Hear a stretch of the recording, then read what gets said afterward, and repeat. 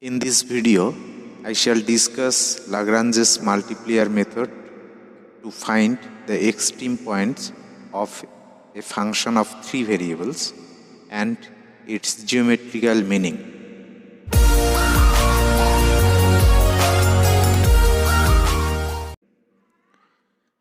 Lagrange's multiplier method is used when we have to find the extreme points of the function f(x,y,z) subject to the constraint g(x,y,z) equal to 0. In this method, we first construct a function L equal to f plus Lagrangian function, and lambda is called Lagrangian multiplier. Then the extreme points of f are to be found by solving the equations Lx equal to 0, Ly equal to 0, Lz equal to 0 and L lambda equal to 0. For details about this method, you can see this page by pausing the video. Now, we are interested in geometrical meaning of this method. From the first three equations, we get the following equations. Multiplying these equations by I cap, j cap and k cap respectively and adding them, we get gradient of f equals to minus lambda into gradient of g. But what is the geometry behind this equation? Let us first take the constraint equation g(x,y,z) equal to 0, which gives a surface in three-dimensional xyz space. We have to find a point on this surface at which f is either maximum or minimum.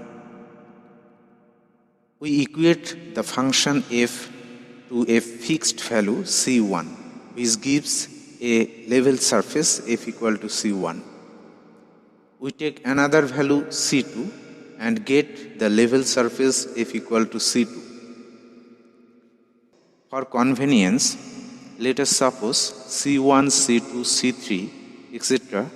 is an increasing sequence of values of c, and let finally f equal to c6 touches the surface g equal to 0 at a point p, alpha, beta, gamma.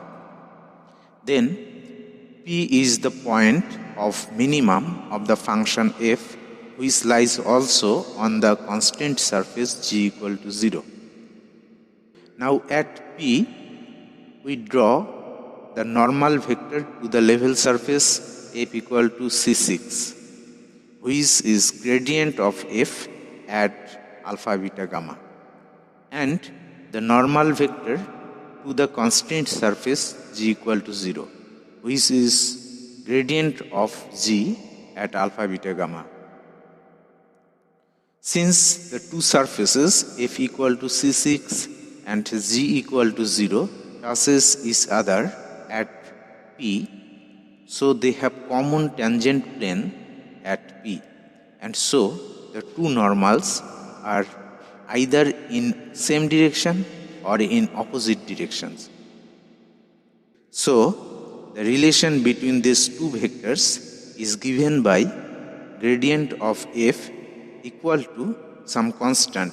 We take here minus lambda into gradient of g, which is exactly same as we deduce from the Lagrange's multiplier method. Stay home, stay safe. Thank you.